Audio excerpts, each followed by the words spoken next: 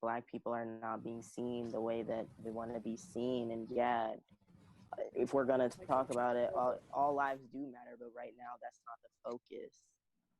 And if we're going to be honest, most people that say all lives matter don't even mean all lives, because they're not including trans lives and gay lives and bisexual lives and all these other little things. And it just is a conversation to divert from the conversation that's actually being had. But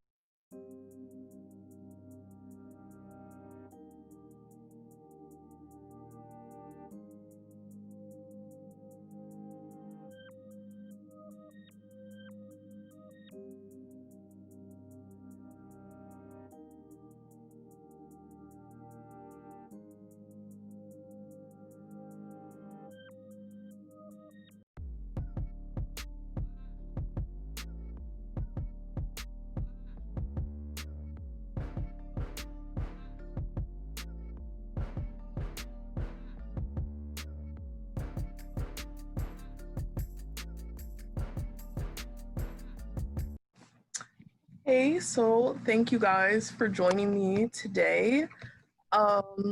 Yeah, I really just wanted to have a conversation about everything that's been going on with Black Lives Matter, feminism, racism, colorism, a lot of shit.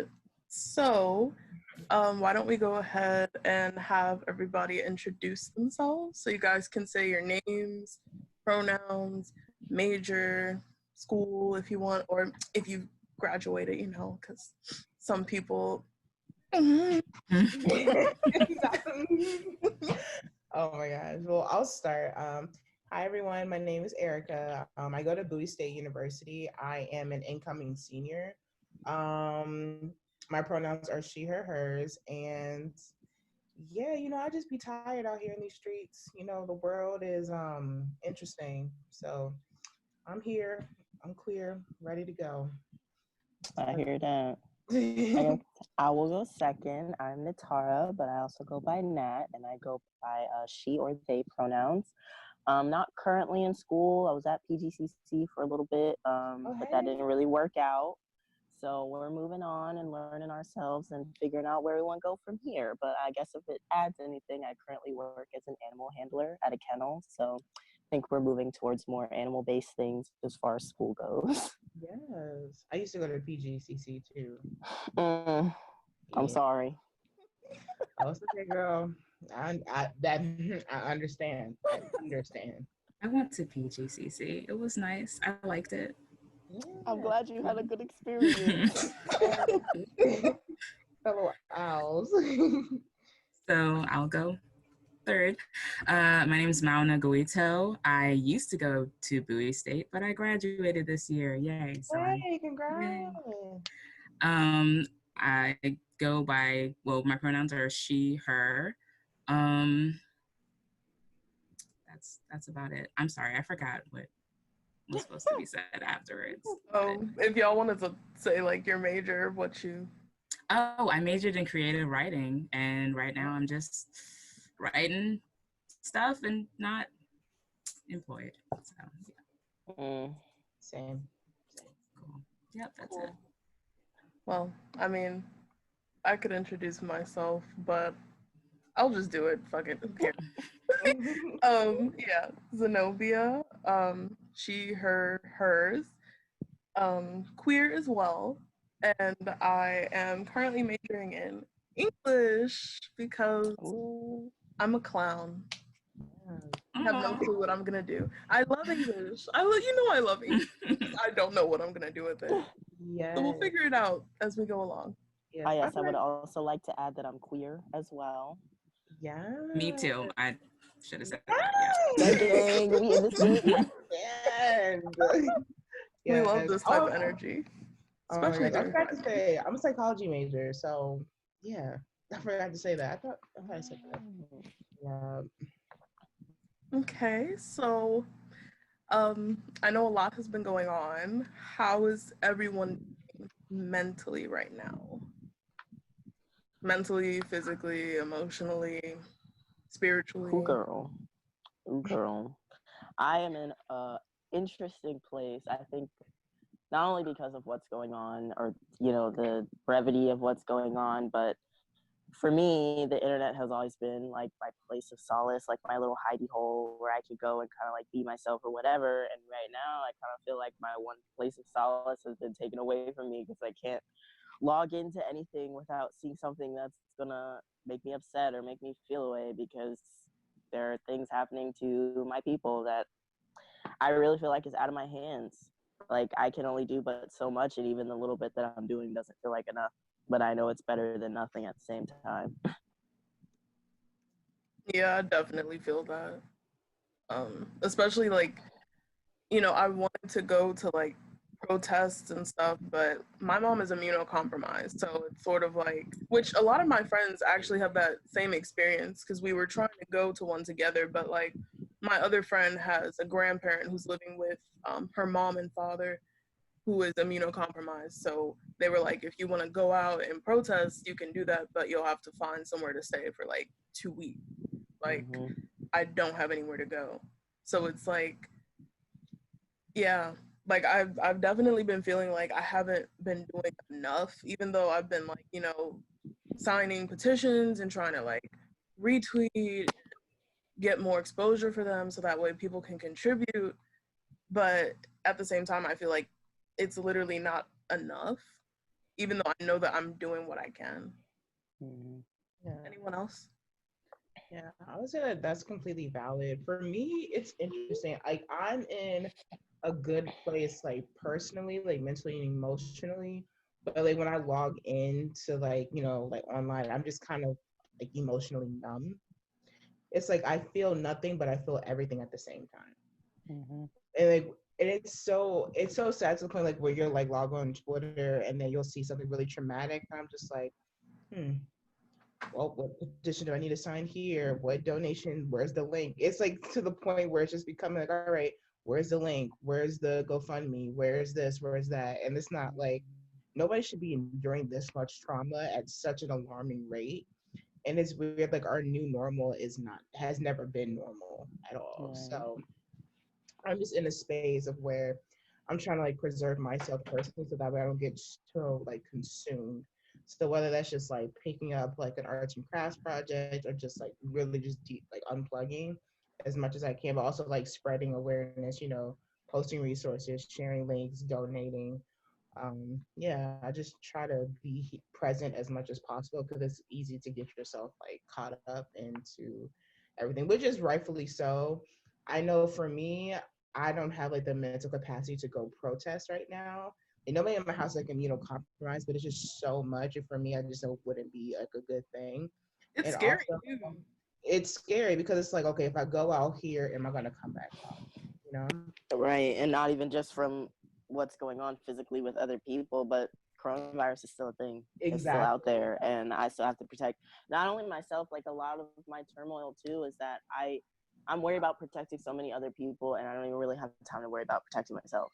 Yeah, same. But then I'm also like I know like, you know, when you said like something you feel like you're not doing enough, but also like your well-being is also part of the revolution because stress can kill you quicker than I feel like a cop will. And I know that's really triggering, but it's like just keeping yourself in a good mental space, like whether you're like donating or just like reposting a tweet, you've done a lot. And also like as a Black person, you shouldn't have to do so much work to solidify your existence. So if you feel like you're not doing enough, you're doing everything that you can, you know? Yeah. So, yeah. I'm just really into listening to you guys. But basically, it's been kind of the same with me. My mom is immunocompromised, so I can't really go out at all. I just regularly, before this, I didn't really go out. So, and it's kind of like tiring, I guess, to open social media and then it's like protest for them, and then oh yeah, this person died too, which adds to the list, and it's like it's sad, but it's also like it's not that I don't care, but it's just I know this is going to happen next year. It's just going to be the same protest, the same big thing. You think there's going to be a change, and then we're back at square one. Yeah. All the black squares and performative activism. I did that, I know and we'll I probably get feel into bad that later. now. I I educated also myself. did before I did the black square, I made like a general post on like all 3 of my Instagram accounts saying Black Lives Matter. And then when I saw like, first of all, there was a lot of misinformation. People were saying, oh, we're supposed to be doing this blackout to support Black lives and to give a platform to Black people. And, you know, I didn't really think about it at first. And I was just like, oh, okay, sure, like I'll participate in this. And then I was like, what exactly is this like? Mm-hmm. And then, you know, people who are silent, especially, oh my God, especially white influencers. Oh, child, they hopped on that quick. They were like, They're like, all we gotta do is post a black square. Let me do that. That's perfect. I can totally do that. I can do that. That won't hurt my brand. That won't hurt my company. And I was like, wow. And then, like, people were using the wrong hashtag. They were using Black Lives Matter instead of like Blackout Tuesday. So then when people were looking for all of this information about like how to help people with their bails, if they got arrested at a protest and shit, they wouldn't be able to find it because all they would see is these black screens covering the page. And I was like, wow. Yeah. And that was a big thing for me that day because I live in a house with a lot of white people. Like me and my boyfriend are the only 2 Black people that live in our house of 8 people. And, you know, I watched them post all this stuff on that day, but really, like, on one hand, it made me feel good because, yeah, thanks for supporting, but, like, this isn't in their everyday conversations and their everyday politics. And this is something that I'm, like, fighting for and adamant about, like, every waking moment of my life. Like, I will never shut up about being Black and loving myself, and Black lives really do matter. And kind of like, you know, like, they've gone to a few protests and it was nice, but, like, while they're at the protest, they're posting on Snapchat, posting on Instagram. Like, it makes me feel like you're not really at the protest to be at the protest. You're at the protest to show other people that you've been at the protest, which hurts me because as a Black person, I'm being, you know, crucified by other Black people for not being out on the front lines and out there on the streets doing all this stuff. But I'm like, it's not like, for them, it's not a thing that they have to think about. Like, they can just go out and like they don't really have to think about, you know, is anything going to happen? Like, yeah, you might get jostled around and beat up, but like there's so much more that comes with me going out there because I have to worry about, you know, how I act around not only the people around me, but am I going to say the wrong thing or be a little too hype around the cop or somebody who has a bad attitude that day? Like, and is it going to be too emotional for me? Like, am I going to be able to hold my cool and keep it cool while I'm out there? Like, there's so much more that goes into me being out there. And it kind of bothers me in a way that it's like this photo op thing in the end. Like, I appreciate you being out there, but what are you really out there for? Because you don't talk about this stuff. Like, this isn't something that's on the front of your mind every day, and it makes me feel like you're doing it because everybody else is. Yeah. Well, one, thank you for opening up about that experience because I can only imagine just like living with a group of like, you know, just white people like in my house, and then just you post like, oh, Black Lives Matter.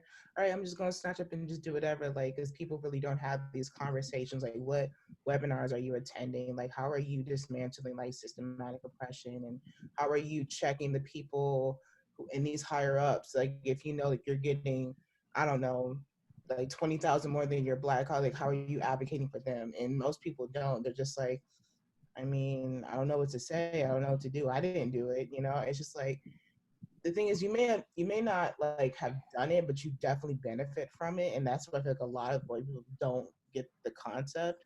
Like, you benefit from something that is harming so many other people.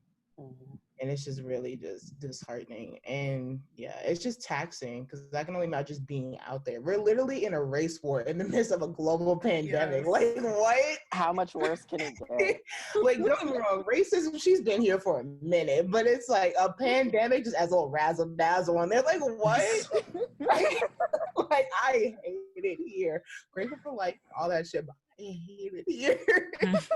I can't. All the countries are like, US, that's you? Like, I don't want to claim her. I don't want to claim her. I I don't know her. She doesn't even know here. Oh my goodness. It's a mess out there. And then like all of this like performative activism where like I keep seeing videos of these, you know, white influencers or non-black POC influencers who are out here, can you take my picture in front of this shattered building so that way people know that I'm out here protesting? Thank you. And then they drive off and go home. The revolution is not done, sis. Where are you going? This is for your Insta page? Like, oh my gosh. It's so taxing, bro. Like, I genuinely can't. And I get really angry. I get angry. It's like, and there's also... Oh, God. Ooh, no, go ahead. Go ahead. I'm sorry. It's really quick. There's also a difference between, you know, going out there and actually protesting and making your voice heard versus posting a video of you flipping off a cop or screaming at a cop because you think it's funny or that other people are going to resonate with it. Like, that's not activism. That's you being a jackass in front of a cop and knowing that you can get away with it. Mm-hmm. Yeah, and it's like, I feel like a lot of people forget that there are literally lives at stake behind a hashtag. Like, the fact that you can post a black square and go about your business and live life without having to know, like, oh snap, this may be the last day I wake up, or like the last day that I get to hang out with family and friends, because I can literally just walk down the street and I can like walk into the store and have somebody literally be on my back. I can go into a job and have somebody undermine my work. Like, you don't have to think about that. Like, your hair is a conversation piece. Like, people just don't get it. And they're just like, oh, well, you know, it's like an aesthetic thing for my TikTok or for my Instagram. I'm just like, there are literally lives gone. Like, I don't think people get, like, this movement. Like, if people saw us as people, like as black people, we wouldn't have to have all these riots and protests. Like, if from the get-go, if y'all weren't just a horrible, just people, like all this wouldn't have to happen. Everyone's like, oh, well, you know, like racism is not that big of a deal. And I'm like, what? Sis. What do you mean? It's alive and well. She's regenerated. She has new programs and codes. What? I'm tired. And then, oh, Black Lives Matter street. Everybody's like, oh, I can't wait to tell people, oh, to get to the White House to go to Black Lives Matter Avenue. I'm like, ma'am, that's performative, because as you know, Muriel Braza was going like this to say, oh, Black Lives Matter, she just gave the police $19 million more in their budget. What's not clicking? What's not clicking? What's not clicking? Like, hate it here. I can't. But people get like so impressed by that. Like, no, don't accept the first cookie that comes your way. Like, demand. It's so weird, because there's like, oh, okay, I guess, like, you know, they gave us a street, so we can be proud by that. I'm like, what is the street going to do? We gave them all the streets, mostly, and then like, let's go back, let's roll it back. Like, who was out there building and paving that shit? Because it wasn't them. Exactly. Like, y'all could have saved Ben's Chili Bowl, but no, you want to build up apartments. Probably one of DC's most iconic landmarks. You could have put, what? So you give the police more money, but we're trying to defund the police. All like the armor that a police has could fund 31 nurses who are literally saving people's lives right now. That part. Like, but no, we're out there arming the military. We're out there arming them to the teeth, right? We're bringing the Air Force, like, we're bringing the Air Force and the National Guard and all this shit to like streets that they probably have never stepped on before. They don't give a fuck about, but here we are. It was like, well, at least, and part of me is just like, why are they here? But I'm just like, I'm kind of glad y'all here, because at least you're not bombing like an innocent country. Woo! You know, because it's like, maybe y'all should take a break off of that and redirect to what's going on at home. Because hopefully y'all see the bullshit. The war is at home, honey. The war is not over there. It's over here, okay? It is right here, okay? You're giving facts. I'm living for it. What? I hope y'all just see You know, I have glasses, right? I hope you know, take them off and put them on and be like, oh, the war is at home. The war was never out there. The U.S. is so messy. Like, why? And people refuse to accept that fact. They do. They'll be like, oh no, we were fighting for democracy. I was like, baby, we don't even need that. For real, we should be demolishing that too. We should be abolishing democracy too, because for real, we're not even following true democracy. Nope. Because if we were, No. Donald Trump wouldn't be in office right now. Because if I remember correctly, Hillary Clinton won the popular vote, and democracy means that the people are voting. Yes. But the people's vote obviously didn't mean shit that day. Exactly. And then it's like, everybody's like, well, you know, Hillary this, like, don't get me wrong. Hillary, she's a whole nother subject. You know, in that moment, it was just literally anybody but him. The lesser of two evils. It was just like, okay, we ain't forget about, you know, your husband and you aiding that. We ain't forget, honey. All right. But I'm weary. I can't. I'm unable to canon. I cannot right now. Like, I am shooketh. Yeah, and then within that conversation too, like, hot take, and I know a lot of people are probably going to come at me for this, but like, I haven't voted since I've turned 18 because I honestly feel like my voice doesn't matter when I do that shit. Like, to be like, people constantly say, oh, your vote matters, like nothing's going to change if you don't vote. Like, nigga, we've been voting for years now, and where are we at? What are we doing? The same shit that we've been doing forever. So really, what does my vote do? Yeah, I used to get people like, why aren't you voting? I'm just like, but wait a minute. It's just like, one, voting is a right. You have a right to do it or to not to do it. And honestly, like, for people who are just like stressing you out to, oh, you have to vote for like this president, like, don't get me wrong. The president's going to be the president. Honestly, when it comes to being like the president, it's literally the same party with a different host every 4 years, 8 years. You know, like, because if we look at Joe Biden, it's literally a blue Trump. And it's like, my blood pressure's going up. Like, he's stressing me out talking about some, well, you know, if you have to question on whether or not you're going to vote for me, then you're not black. Listen, sorry, Matthew. I'm sorry. There's just a bad taste in my mouth. Like, yes, right. I did not want to vote for him. How dare you have the audacity to even think of saying something like that? But you know, there are black people who will listen to that. There are people who will be like, I have seen so many people on Twitter who have been like praising Joe Biden and other politicians, Mitt Romney, who have been like talking to the family or protesting. But like, for me, Joe Biden, I feel like especially a lot of like older Black people, they see him as like the white progressive friend of Obama, and that is the main. But he's not, though, because the way that he's acting right now is literally showing you that all of that little buddy shit with Obama was a fucking lie. It was. It makes sense now. I'm just like, I was like, you know what, Joe, you're smart, because you know, you were like, yes, get the blacks to like me. Yes, we're gonna be best friends. Sorry, that scared the crap. I didn't know who that was. I was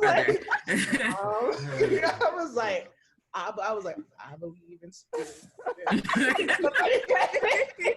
don't know if you want to address that. What is talking about?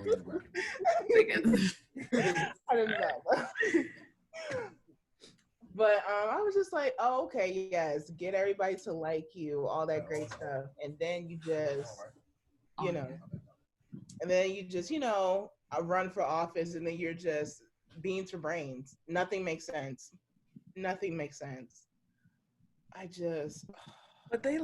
some people really do like him, and I'm just like, I'm not voting for a Republican because that's what he is. He's not like, and even when I look back, he had signed a bunch of laws that perpetuated racism, mainly redlining, and another issue that I think it was busing or something, but he never apologized for it. He addressed it and said, I said what I said. I did what I did. It's over.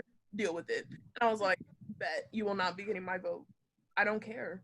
And like, to Natara's point, I completely understand that. like, I have been going back and forth with people on Twitter because I've been seeing the same shit about, oh, go vote. If you don't vote, nothing's gonna change. And I'm like, well, we have an oligarchy right now. We have a few select people who are making decisions for the rest of the country. So I completely understand when people say, like, my vote doesn't count, or they feel like they aren't being heard through voting. Like, I don't think that just relying on votes and voting and the institution of voting, which is, that's a whole nother can of worms. I don't think solely relying on that is going to change anything. No, because it hasn't. Like, I don't see how people can have that standpoint and look at the shit that we've done in the past, like just the past presidential election. Voting hasn't done a goddamn thing. It hasn't changed anything, and the few good people that were, replaced people that were already there don't have enough of a voice and don't have enough power to make the change that we want. Yeah. I would say the only votes that kind of not always make a little bit way is like when you vote for like your governors or your mayors. They have a little bit more like direct impact to you. The president, that's like overall shit, and you're gonna be impacted regardless whether you like it or not. But like mayors and like governors, I feel like that has more of like a direct to you. So if anything, or like city officials, like those people, because they have a lot of power too. Like they be like under the rug, but they be playing chess behind the scenes. But yeah, but anything outside of that, I'm just like, we're tired. Daddy Biden is not getting my. Sorry. I can't do it. I cannot do it. Go ahead, Mahuwena. What were you saying? So do you guys think if that position was just like gone, like it was like no president, vice president, just like the states together, do you think that would be a step towards changing how racist America is because it's more direct? Yeah, I think so. In the longer, because think about it, like we're honestly the only country that's states. No one else has states. Everyone else is broken up and they do their own shit. Like, and if they get in a fight, like that's between y'all, and everyone else is. That's not my business. But the U.S. got to be in everybody's business. But if we were another country full of countries, or another continent full of countries, I feel like there would be a lot of a difference, because the voice of the people would be a lot more heard. And I feel like a lot of people are not, they don't think red, they don't lean red, but because Republicans and right-leaning people have been in power for so long, the people with the voice who don't feel that way are kind of like drowned out and don't get a say. But when you split it up and don't have this one person who can make decisions for hundreds of thousands of millions of people, like, there's going to be some stuff that just doesn't get done because that one person has all the power. But if you give, we have state governors, but where people are constantly voting and the governor has, not as many people to pay attention to and still has a team of people behind them to make those decisions and come together with the community, there is a bigger chance for change. Yeah, I agree with that. Nothing united about these states. I keep seeing people say that on Twitter too. They're like, you're not united at all. What is that? Never heard of her. This new here? Like, I don't know where they got this whole melting pot bullshit from, because they ain't never been that. Even when they were saying that, it wasn't that. So why are we carrying on the facade? The mask is falling off, hanging by a thread. Like, I don't. You're not fooling nobody no more. We know it's you, Boo Boo the fool. Like, people like America the Great. I'm like, but then if you criticize this country, then you're anti-American. Sure, make me that. I hate it here. Fuck y'all. I'm just waiting for July. What is it? Aliens gonna come? Take me. They said they already saw some. I was like, I was like, I pray to God, please, I swear, please, I will give you my life. Please take me out of this situation. Just beat me up one time, please. Listen, I'm so over it. The aliens are just like, ooh, they don't even want to. They're like, we don't want to get messed up in that. Right. Not to get so like conspiracy theory, but I feel like there's other like life forms out there that are just looking at humans like, why? It can't just be us. We're not that special. It cannot. We're not, Yeah. we're not that special. I swear. I know you're like, okay, Erika, like relax. But I swear, like there's something else out there and they're just looking at us like, no. Yikes. That's why there's never been contact. They don't want to. They don't want to contact They don't want us. it. I wouldn't want it either. Girl, that skirt. Right. They're probably just like, should we even throw an asteroid in there just to spice it up? They're going through so much already. Like, so much. It is too much. So let's talk about Karen. I want to talk about Karen and also the notions of like we ancestors, because they've been coming hand in hand. So let me give a little bit of background. I've recently been seeing people on social media say things like, we are not our ancestors, mainly when they're referring to like kicking somebody's ass for saying some racist shit.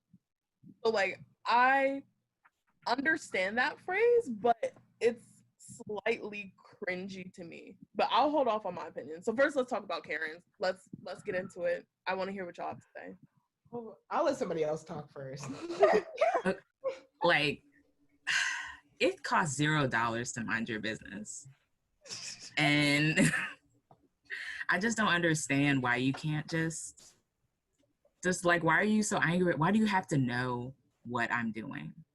Like, if it's just like a regular thing that you do every day, like I'm on the phone or I'm barbecuing, like you just had a barbecue, Karen. Why would you call the police? Like, it's just that entitlement. It's just peak white privilege and entitlement. And just like, it makes me want to vomit, like sometimes, like honestly. I don't even want to get too deep into this topic because, girl, listen, I don't know if y'all have ever been to a mom's organic market. I'm gonna name names because I don't work there no more. Name names. Bring them out. Come on. I'm gonna name names because I don't work there no more. So if they want to sue me, go ahead. But listen, that place was Karen Central, and I was unlucky enough to be a customer service person at that building. And let me tell you, I don't know what it is about y'all and y'all organic groceries and why y'all think that it makes you so special because you can't eat gluten. But listen, this tag comes off. My name tag comes off. I don't need this $12 an hour job. So if you really want to get buck with me in public, we can go. We can go to blows in public. But I'm warning you now, because I don't want you to act surprised when I crack on your ass for talking to me any old way you want because you decided to pay $12 for a gallon of milk. I would like, that's what I just don't like the entitlement. The entitlement makes no sense to me. I don't understand. Like, I know there's so many people in this world that haven't had a customer service job, and good for you. Like, congratulations, you haven't suffered in hell quite yet. But I also know that y'all have some sort of job, period. And you know that you don't like people walking up in your job, talking out their ass, coming at you sideways. So why do you think that now that you're in the Walmart, now that you're in the Target, now that you're in the Moms, that you are king of the world and I gotta bow to your every will and need because you're standing right here in front of me? I'm not obligated to you. I'm obligated to who signs my paycheck, and it ain't you. Because I'm gonna get paid regardless on if you buy your groceries or not.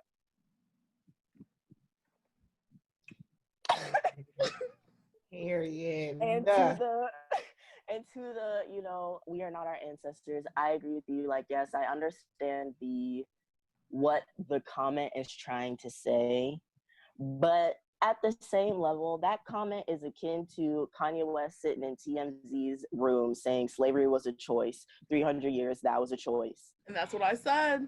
That's exactly what I said. Literally same energy. And I feel like it's a tad coonish to say some stuff like that, because why do you assume that people who were enslaved against their will, and let me tell you, they were trying to get out. I'm sure if you were a slave, you'd be in there trying to find a way out too. And it may take you a little while, because guess what? There's people in prison that are trying to find a way out, and some of them may find a way out. But just because they're in there doesn't mean they're trying. or it doesn't mean they're not trying. Sorry. Yeah. Right.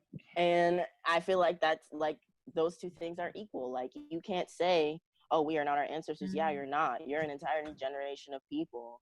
But do not discredit the things that they did and the things that they went through because you're not going through them now.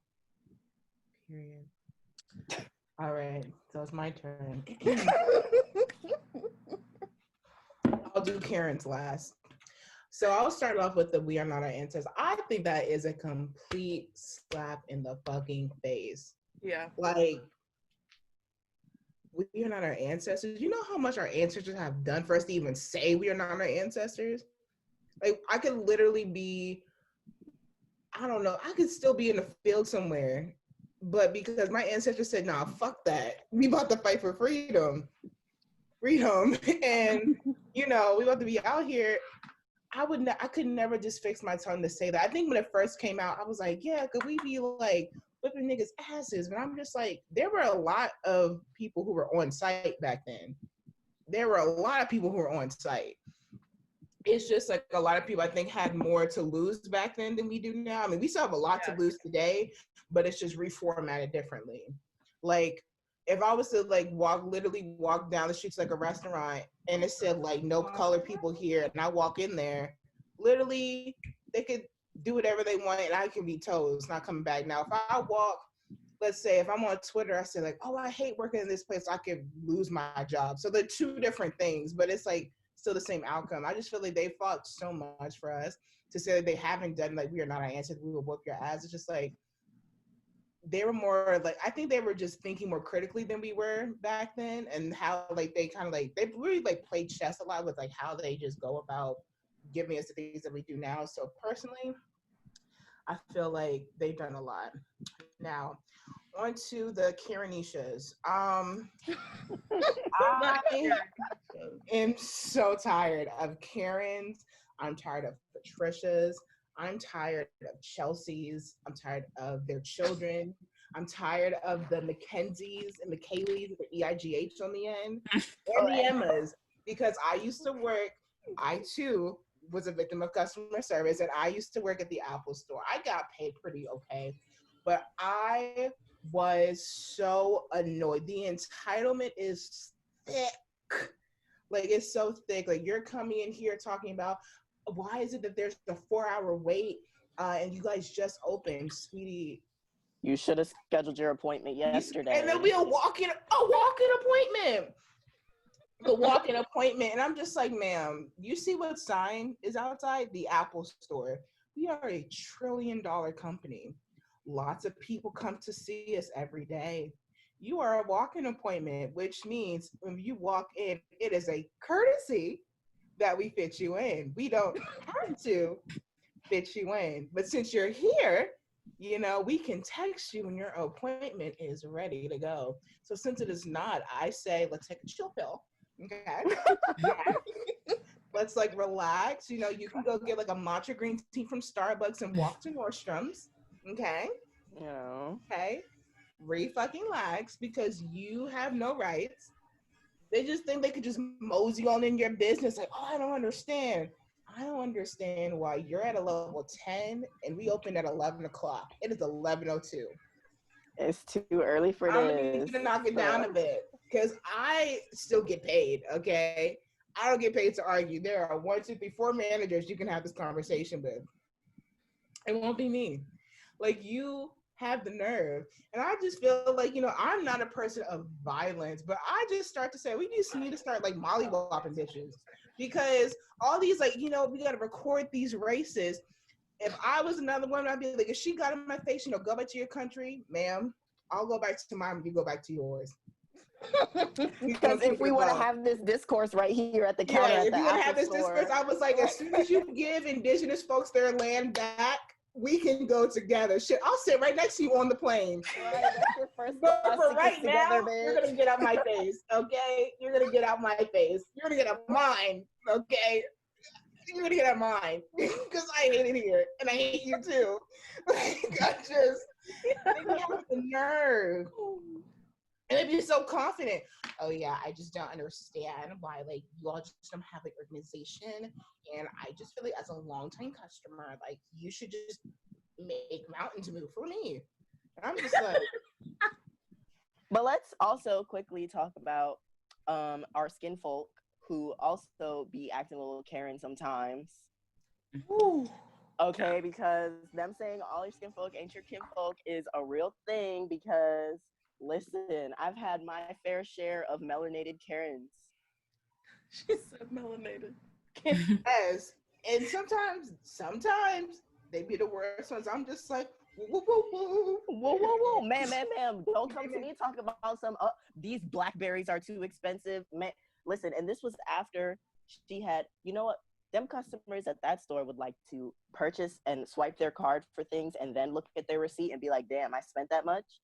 And then come to my counter saying, why does this cost this, and this? That's outrageous. I said, well, there was a price tag on the shelf that you pulled it off from. And your cashier scanned it and you had it in your cart the entire time you were walking to the register. So you had a lot of time to think about that. But now it's my problem that you spent $5 on an ounce of blueberries. I'm so sorry. Yeah.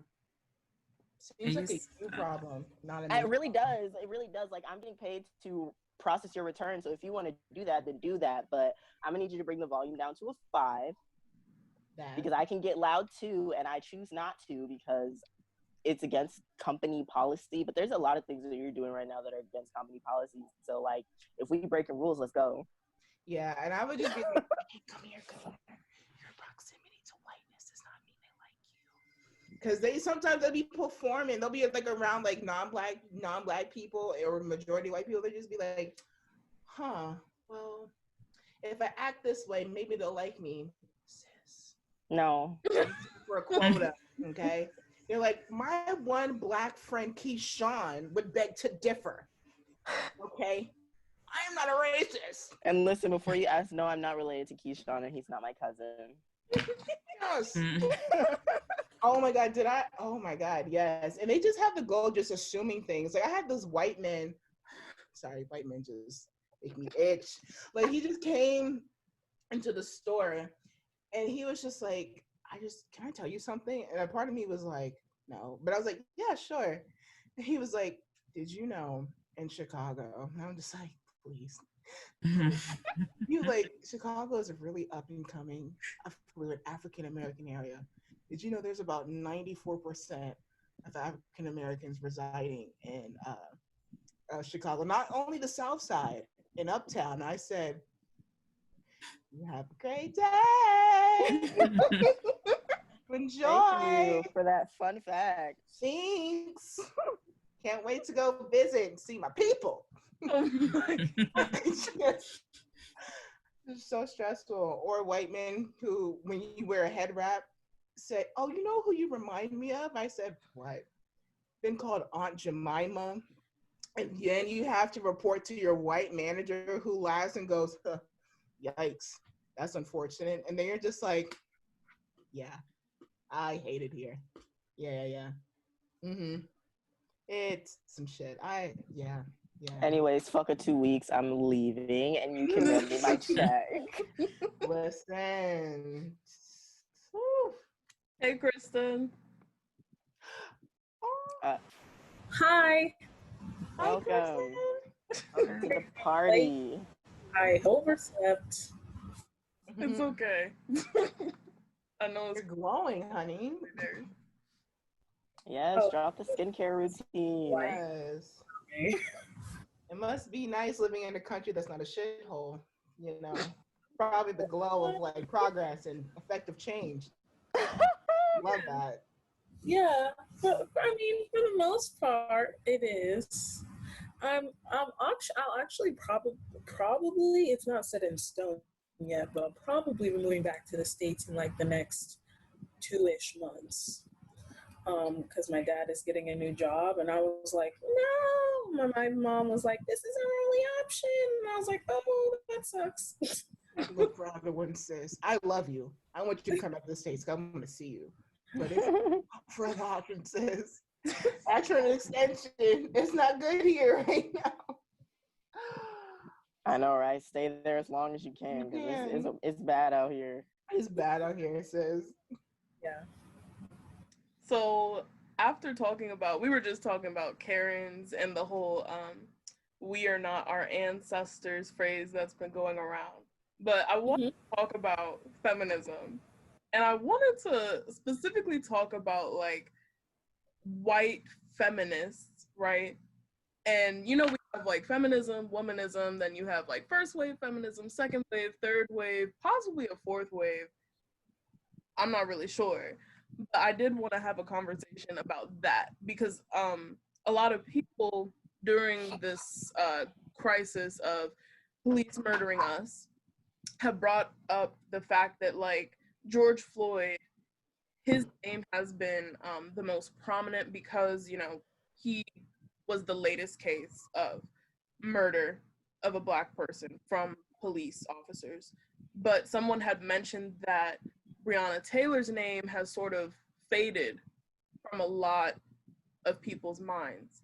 And the names that we see like on the list tend to be mostly male.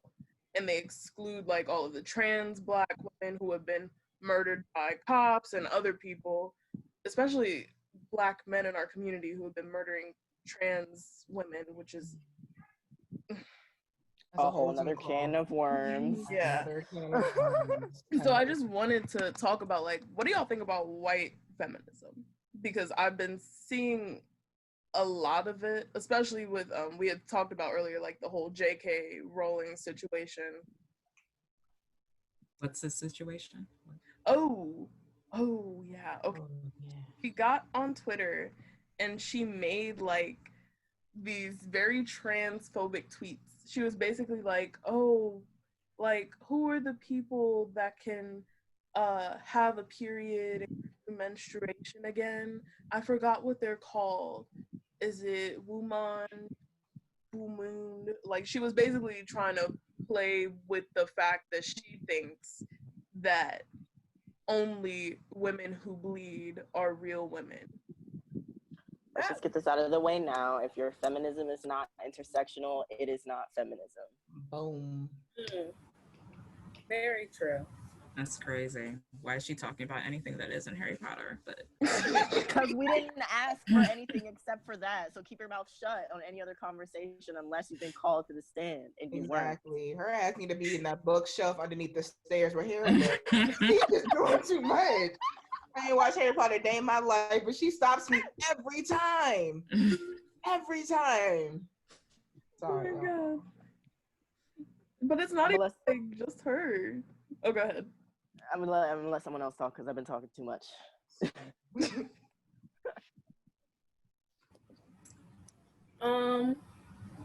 Feminism, white feminism. I don't know. I feel like personally, I have a hard time distinguishing between what feminism really is and like what like white feminism is, because I feel like a lot of the time, like white feminism is what is pushed most of the time. Then I'm like, oh, I'm a feminist, and feminists like we believe this and we believe that, and we believe this, and then I'm like, hold on a second, that doesn't sound right. So then it's like a constant like evaluation of like, okay, now I feel like all feminists think differently on some level, because it's like, well, some feminists, I feel like there's like, the type of feminism where it's like, okay, well, you have to be pro-choice and you can't be like supporter and all those kinds of things. But I feel like with all of those, both of those sides combined, then how can you really say that you're for women and for women being able to choose if you're not even letting them have a choice? So I feel like there are some things like that I feel like are always pushed to the front, that I think maybe that might be like one of the things that is part of white feminism that I'm not 100% sure, because I feel like I'm still figuring out what feminism is for me, as I like, as time progresses and I learn more and more about the movement. yeah, that's just me. And I do want to say that I have a very interesting view on feminism, because when you look back in history, you look at the feminist movement and you realize, you know, feminism was not brought about for anyone other than white women. Yeah. The birth of feminism was so that white women could stop being, you know, the housewife. They didn't want to stand home and cook and clean and watch the kids anymore, so they made a big fuss so that the men would say, okay, shut up, you can do what you want. Yeah. So, you know, I have a very hard time claiming feminism sometimes, because I know that the roots of the movement were not for me. And, you know, Black women kind of had to push their way in to then, in that situation, not only be fighting to be realized as women are people, but still fighting for Black people are people, and making it a fight that it wasn't in the beginning. And, you know, I do still realize, yes, I am a woman and there are things in this life that I need to fight for, but I sometimes really don't think that this fight is for me.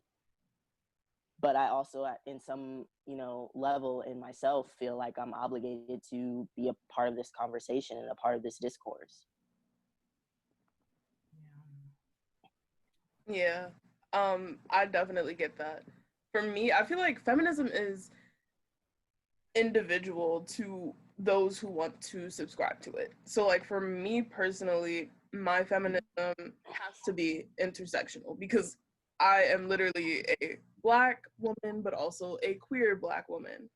And, you know, I feel like if I'm not including all queer people, if I'm not including trans people or trans women in my feminism, like it just does not sit right with me. How can I be a part of the LGBT community but then say something like, oh, well, trans women aren't real women? Like, what the fuck does that even mean? Especially when we know that like gender is a spectrum, gender is a social construct.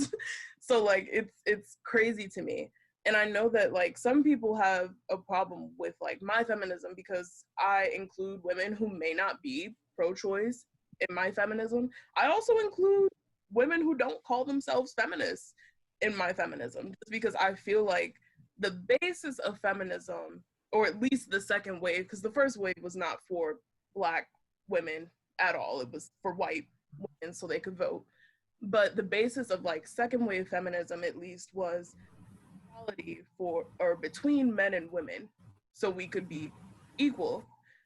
But I feel like white feminism has like a distinct aesthetic, if that makes sense. Yeah. I remember a while ago, Emma Watson, I think, another Harry Potter person, had made a statement like trying to criticize Beyonce because she was saying like, oh, you know, I feel like women shouldn't be showing off, or they shouldn't be doing X, Y, and Z, because it makes us look bad. And I was like, well, you call yourself a feminist, yet you're shaming another woman for her choices. Right. Not feminism to me. No. Yeah, we're gonna open their mouths. Did her ass fail Quidditch or whatever the hell they play in there? Always talking like, focus on what you gotta do. Like, I can't. Yeah, but I feel like it for me. If it's not intersectional, it's not for me. Because it's like if I intersect personally, then the stuff that I talk about, the stuff that I fight for, has to have intersectionality at the that's like the bare minimum, you know. Mm-hmm. And then I also feel like feminism nowadays is super like it can be very like heteronormative too. Like I don't feel like it really includes queer people in like the baseline feminism. And then, you know, even like the feminism now is kind of, I know like some men critique like, you all just like hate men. It's like, I don't really hate men. I think men get hate and accountability mixed up.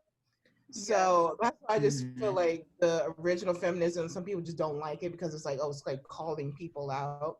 Because I don't know, I feel like white feminism and like the baseline feminism kind of has this like girl boss aesthetic. Like, yeah, do this, girl boss, da, da, da. But what about the people who don't identify as a woman, who don't identify as a man? Like, what about the non-binary folks? What about the folks who just think like, fuck it, like, what is any of this?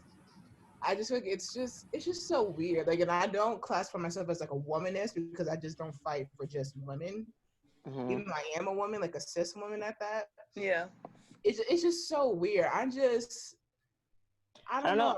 Just maybe intersectional activism. I don't know. I feel like maybe the term feminism is something that kind of holds people back because it comes with a lot of connotations and ideas already connected to just the word. Mm-hmm. So it is, and it's been that way for so long. It is kind of hard to make it intersectional when it was about women. Mm-hmm. Like, it started out about cis, hetero women.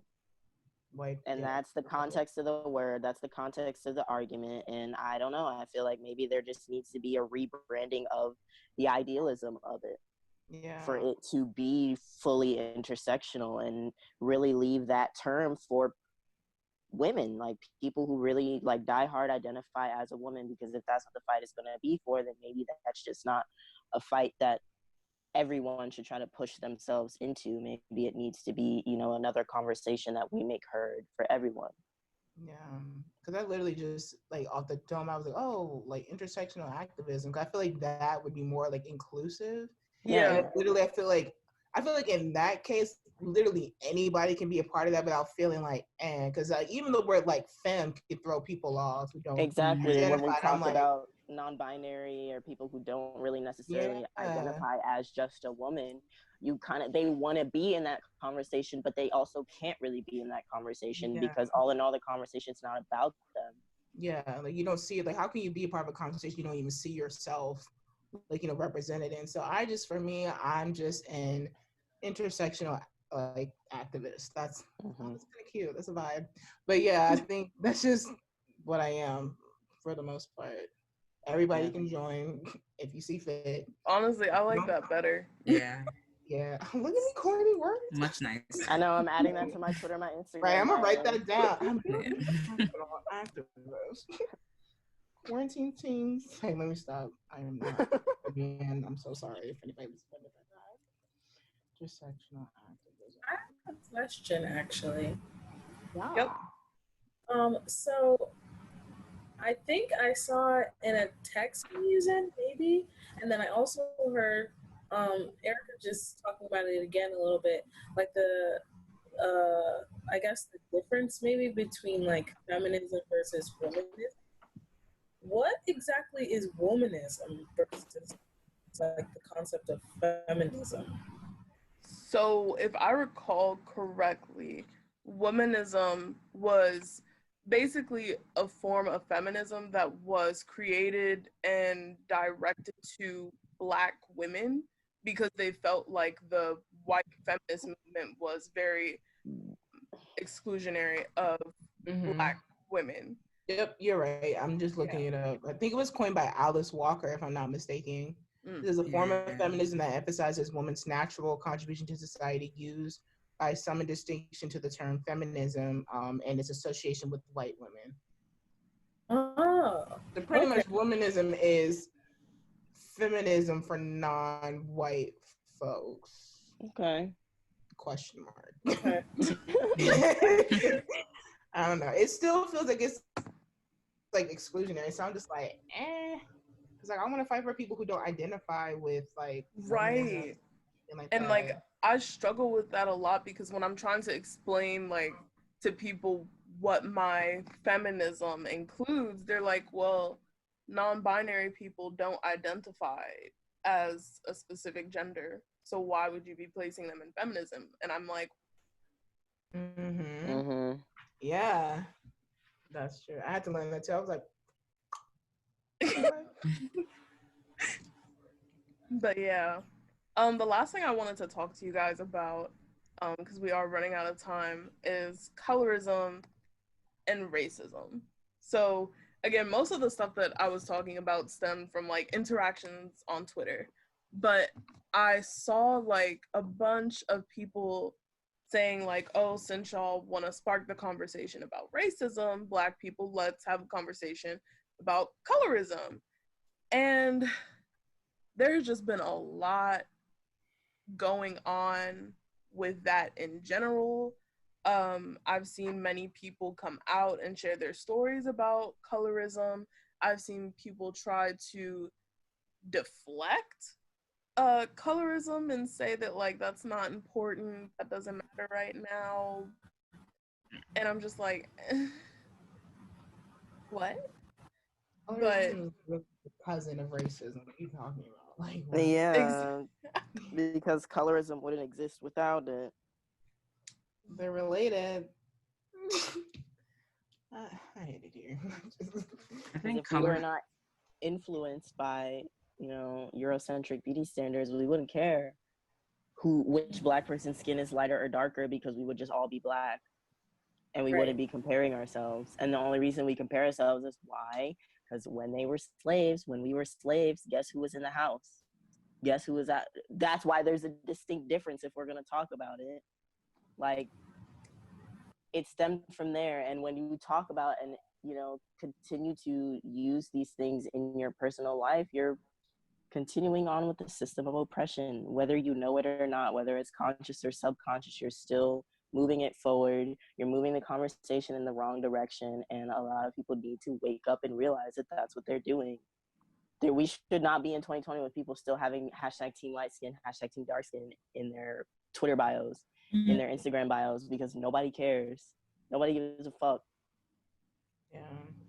And then it's like, as like a dark skinned woman, I'll be honest, I didn't start liking my skin until I want to say like maybe late middle school, early high school, because literally the people even in your own family, which is tea for another day, like, did you perpetuating this thing? Like, I remember I had like a cousin, they're just like, oh, Erika, like your mom looks like she was baked at 450 and you look like you were baked at 550. And I'm like, at time, and when I was like, and mind you, I was like 10 when I heard this. I was just like,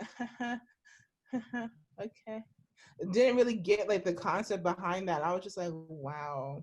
And mind you, she was dark skinned just like me. And I'm like, ooh, now I look back, I'm like, ooh, the self-hatred, baby girl. What? Let's not.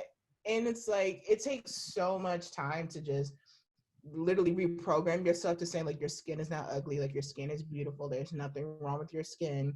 And then you have people of your own race who's just like, yeah, like I'm light skinned, like, like I'm better than you. I'm like, what? This isn't, you're still what? Cause what? Shut up. Like, it doesn't make any sense. Like, we're all Black. Like, granted, don't get me wrong, my experience are going to be vastly different for yours because you seem, quote unquote, like, I would say conventional or acceptable by white people because you're a few hues lighter than I am. But other than that, no, it doesn't make any sense to me. But of course, like now as I'm older, I'm just like, all that team dark skin, team light skin, it's not a thing. Now, it's one thing for like a dark skinned woman, like I just want to uplift a lot of dark skinned women because we don't get enough love. And then you have somebody who's like light skinned, turns in between, like, why y'all trying to make it about this and that? I was like, I Because wouldn't it is about this and that. Yes, I wouldn't have to uplift myself so much if you didn't hate me so much. Like, do you see what we're talking about? I can't. Like, let's look back at the fact that we've watched Serena and Venus Williams be called monkeys by everybody for years and years and years. But Gabrielle Union, don't nobody call her a monkey. Why? Because she's a little lighter. Mm-hmm. And she got straight hair. Like, and that was the thing for me.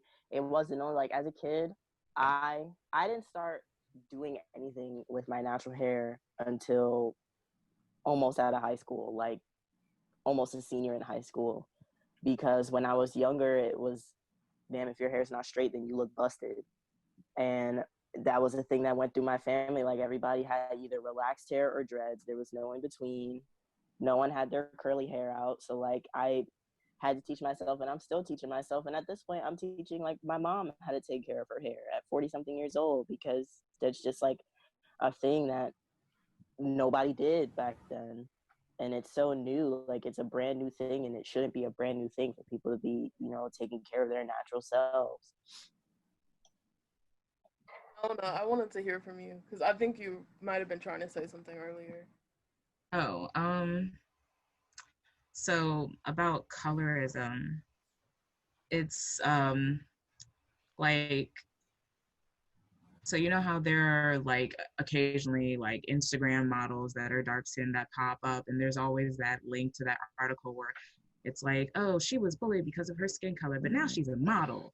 And it's just like they don't go into, well, why was she bullied? And why did they say that she looks burnt?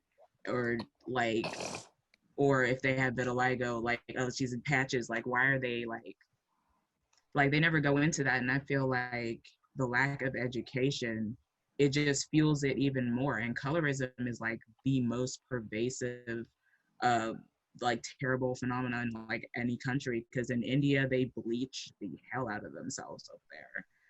And like their whole hierarchy system, like you can see like the darker skinned Indians aren't on top. It's the white, like the ones that are closest to the British, how the British looked. And then it's also in Africa, and it's just like, it's crazy, but it's like we know why. But like, and I feel like that's like a part of the issue with social media. They're not going into it. Like you can say, oh, that's wrong, but like you're not telling people why it's wrong. And it's easy for people to ignore it if it's like, well, there's no answer here, so I just keep going. And we've also set the bar so low by just praising people for saying, oh, that's wrong. Yeah. Instead of saying, oh, well, that's cool that you said that, but you missed this, this, and this, and force them to educate themselves. We praise people for doing the bare minimum now when it comes to being a humane person to other people, and it's set us back. Definitely. I definitely feel like obviously I feel like racism and colorism, I feel like they're very closely linked to one another and related with one another. But I feel like that is it's like one of the only things that I can use to like help explain to other people what racism may feel like, especially living in Asia. Like Asia has a lot of colorism, and it's like one of the only ways that I have been able to like help Japanese friends understand like the I guess like shift in like power, because like they like she was saying, they sell lightning creams and all those kinds of things, and the people that you see in the media are all people that are like very, very fair skinned.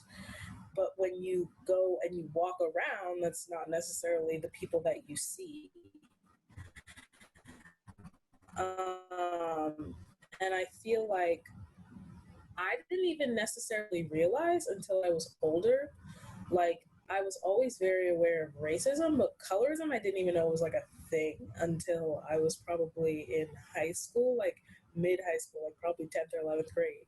Mm-hmm. Just because that was the time when I started being around more Black people and starting to see that like shift being like, oh, people seem like they are trying to push this more than that. And it was something that I didn't realize was like almost like ingrained in me unintentionally, until it like presented itself. And I feel like I just feel like those things go hand in hand. And I think that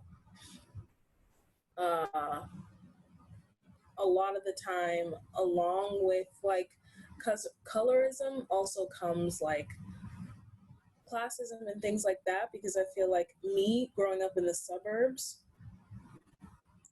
like a lot of the darker skinned people were people who lived in like less funded areas or less advantaged areas.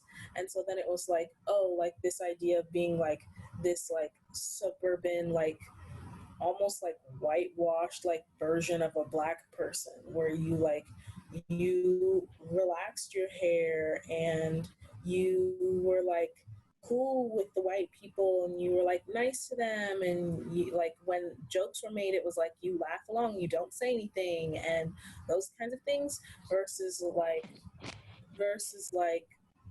when like other people who were my black friends who maybe were darker skinned, who live in less advantaged areas, it was like a lot different from them for them. That link and that switch was like really important to, I guess, like understanding myself as a black person, definitely. I can see that. I can see that. And I guess it kind of ties into something that made me think about, you know, when I was growing up, I went to an elementary school where I was the only black kid that wasn't African, and there was only like 2 African kids at that school. And it was like I spent my first like 4 years in school being a target for other people of color, which is, you know, really disheartening as I get older, because all in all, like in some circumstance, all of us are minorities in like the overall. And it kind of, you know, I was awoken to that really young. It's like, damn, everybody just don't feel for you. And you know, it kind of hurts to think about, you know, how many other kids had to go through something like that and couldn't really talk about it, and kind of just had to go through it and didn't realize until later in life, like, oh, that's what was happening. And trying to unpack those feelings like later in life is a lot harder, because you have much more stronger feelings than you do as a kid, because as a kid you don't recognize those things. You're just thinking, oh, they're being mean, but no, they're being mean because I look a certain way or I do things differently than them. Damn. Sorry, I was thinking about like my experiences with colorism, because I just sort of, I guess, came out to my friends last night about how I used to hate my darkest one out of our friend group. And it just really sucked. Like, and I mean, they understood what I was, they understood how I felt, I guess, and what I was saying, but they like never noticed. And I remember this one time when I was in the 9th grade, there was this boy who was like, "Oh, Zenobia, you're dark skinned." And I was like, mind you, this was like during the birth of Instagram and those stupid ass hashtags with the hashtag Team Light Skin and shit. And I was like, well, what's wrong with my complexion? He's like, you're just dark. And I was like, dude, we're literally like the same color. But I mean, it's crazy to think about how that experience with colorism like impacted me, even to this day. Yeah, like just one, thank you all for like opening up and sharing that, because even just like the fact that not only like I can get denied a job for the fact that like I'm black, I also get denied because of like how black I am. Because it's like I know like it was like a stat that said that dark skin I think like dark skinned women, like on like most spectrums, they have a hard time finding work just because of like keeping like a company image. And I'm like, well, what is that image? You know? And it's just like, why is it that literally just melanated skin cells can literally just, you know, prevent me from just having a job or just doing regular things without being like, damn. It's one thing for like a non-black person to have a question about my skin, but then like my own community has several questions, comments, and concerns. I'm just like, shit, I just feel like my skin is just on a big ass panel. I'm just taking questions from everybody, and I'm just like, it shouldn't have to be like that. I should just exist without having to explain my identity, because I'm already explaining, like, justifying my humanity, which I shouldn't have to, you know? Mm-hmm. So, it's all related back to the racism, the white supremacy, and all the bad stuff. And once people realize there's a root and we got to pull that root from the ground, all this shit will just die.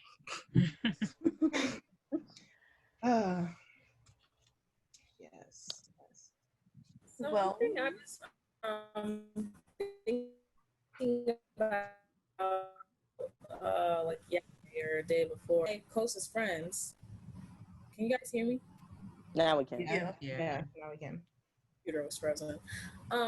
Something I was thinking about yesterday or the day before. One of my closest friends is a guy named Daniel, and he would be, I guess, considered dark skin or brown skin. I don't know, but I texted him and I was like, I looked in the mirror today and I realized that there's a chance that I could be a light-skinned Black woman.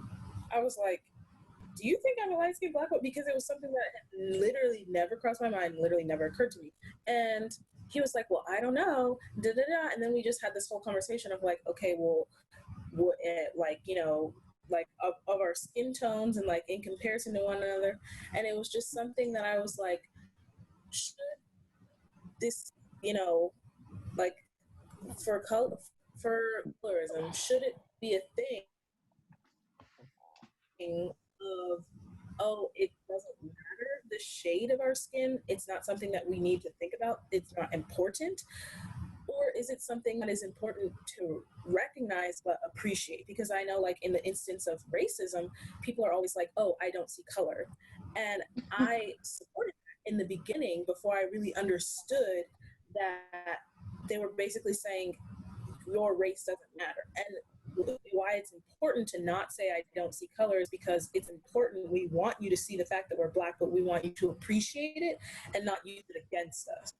And so I was thinking in the sense of colorism, like, is our color something important that we need to be able to see and acknowledge and appreciate? Or is it something that just, it should be all accepted across all one spectrum?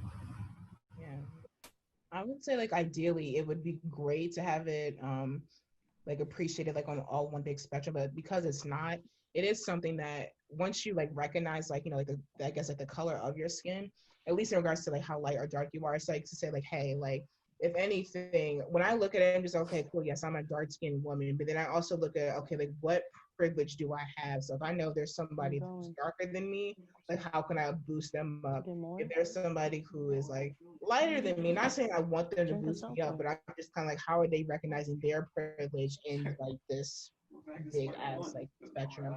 And also making sure that the color of my skin, just being a dark skinned woman, is also not playing into someone's like fetish, because I know a lot of people, they'll literally hate Black people, but you'll get probably one of like the most beautiful, darkest models and slap them on your campaign, but you have like 0 Black employees. Like, make it make sense. Like, you want the image and the diversity quota, but you're not really doing the work behind it to really uplift that. So for me, I'm just like, ugh. It's so weird. It's like, do they really like me, or are they fetishizing me, or do they really hate me? It's like a horrible spectrum to be on. But I feel like as dark-skinned women, I've like learned to be like, hey, this person, they're cool. This person, maybe it's a fetish. This person, they just hate me. And it shouldn't be like that, but it's something we definitely need to recognize and be like, not only appreciate, but realize what privilege we have on that spectrum, because we all do in some weird way. And I also feel for people who are like, I guess you're going like brown skin, who are like in between, because sometimes I feel like they have to like pick a side, like, okay, I'm not light skin, but I'm not dark skin, like I'm just there type of thing. It's just like, just recognizing like where you are. I don't know, that was part of it. I don't know. I think the only thing I would say to that is I feel like they're kind of hand in hand in a way, because right now the conversation is that Black people are not being seen the way that they want to be seen. And yeah, if we're going to talk about it, all lives do matter, but right now that's not the focus. And if we're going to be honest, most people that say all lives matter don't even mean all lives, because they're not including trans lives and gay lives and bisexual lives and all these other little things, and it just is a conversation to divert from the conversation that's actually being had. But yeah, right now the conversation is that we do want you to see color and appreciate the fact that I am a human just like you, and yeah, we look different, but why is that even a question? Like, why is that a conversation? Because nobody looks the same. Everybody got a different face. Like, everybody's body is different. So why are we worried about if our skin looks the same? Because it's just another part of our body that changes. It varies from person to person. Yeah, most definitely. And if it is like, just realizing, like, recognizing, hey, like, when people said when you said, like, people not recognizing like queer lives, if they are recognizing it, it's definitely not the Black ones. Exactly. Like, that's the lowest on the list. Child, because if we talk about like white cis gay men and how they think like their queerness absolves them from racism, that's a whole other can of worms. But it's just like it doesn't absolve you from racism. I'm just like, well, I go this and I have like Black coworkers and all this stuff. Like, you can still be racist. Like, look at some of our politicians who are like, oh, well, I'm gay, but you're also racist. Like I'm a gay Republican. Ooh. That I will never understand. Okay. I'll never understand a gay, Black, or trans Republican. I'll never get it because I'm like, I'll never get it. I'm like, help me understand. Ugh. Right. And then the people be like, we are all human. I'm just like, yes, in theory, we are all human. But the fact that I'm justifying my humanity is where the problem lies. So, and that's the conversation that we're having. Just like, I don't pick a race on the census. I click other, because who cares? Actually, a lot of people, it actually is a determinant of my life. Yeah. So a lot of people do. So it's just a lot. It's just a lot. See color and recognize it, appreciate it. But yeah, like, just recognize where your privilege is about it. And it's not that hard. And all of this is a construct made by white people. Period. All of it. And period. All this stuff. I'm like, you guys actually created this? So, like, yeah. White people created race, but they sure as hell don't like talking about it. You bring it up, they be ready to. Why do we thinking about race? Why do we bring race into it? Because y'all made it. Exactly. Why don't y'all bring white slaves over here to build America then, if we're gonna talk about it? Run the indigenous people back their land and send us the reparations, and we'd be good. And also dismantle all the bullshit y'all created. I don't understand. My whole thing is, how is it that y'all can get your matcha green teas and get in a power circle and appropriate each and every one of your culture, but you can't recognize your own racism? You figure everything else out but your own shit? Help me out, sis. Help me out. Help me out. I don't get it. I don't get it. I do not get it. Y'all, but then they want to turn around and say white people have culture, but like culture. Drinking on St. Patrick's Day, drinking on St. Patrick's Day does not count as, practicing things of your culture. Okay, I really just don't. Like, I don't see y'all out here playing bagpipes and shit, preaching that you're Scottish, but with me wearing a dashiki and being okay with being Black. Like, what's the difference? Wow. Just because you choose not to do it doesn't mean that it's not there. And just because you choose to use others doesn't mean that you don't have your own. Child, it's just, understand. Y'all literally take everything, but you can't take a moment to recognize your privilege or the racism. Like, how is it, like, y'all got all this, y'all in all these positions, y'all literally have everything, including the Karens. The only thing it's just me and the Karen can relate on for most of them, if they're like, if they identify as like a woman, that's the only thing we can relate on. That's the only thing you're oppressed by. And even that, you find a way to go around it and get what you want. Girl. All right, y'all. I gotta dip out, but I want to say thank y'all for talking with me. This was a great conversation. Got a lot off my chest. I'm feeling better about a lot of things, and I hope that we have another discourse like this soon, because this was really opening and freeing. Yes, definitely. Yeah, thank you guys for doing this, because I definitely wanted to have this conversation. So see y'all later. See ya. Bye.